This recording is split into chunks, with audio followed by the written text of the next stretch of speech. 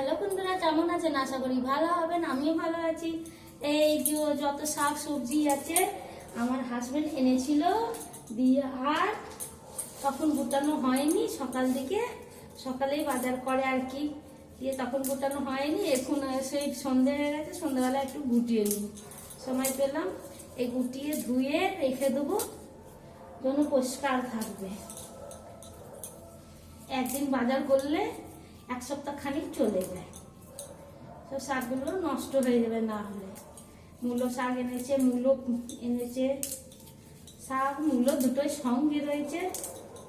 এই যে এই শাকটা, এটা আলাদা করে বানাবো। এই যে সব কেটে কেটে রেখে দিচ্ছি, তাহলে কি হবে, ধুয়ে ধুয়ে রাখলে পচবে না। এই যে গাজর এনেছে, লঙ্কা এনেছে,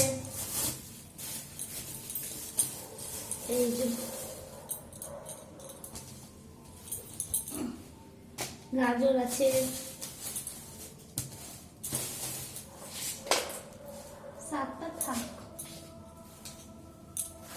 কত কিছু অনেক সবজি আনা হয়েছে, না আনলে হয় না। আমার হাজবেন্ডের সময় হয় না, তখন আমি নিজে সব নিয়ে আসে, দিয়ে এক সপ্তাহ খানিক বাজার নিয়ে এসে রেখে দেয়, ব্যাস।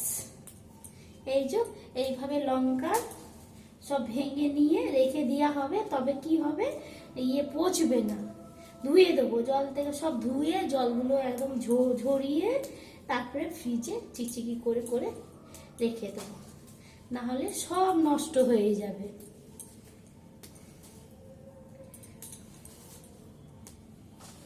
বেশ, টাটা, রাখছি। সবাই ভালো থাকবেন, সুস্থ থাকবে।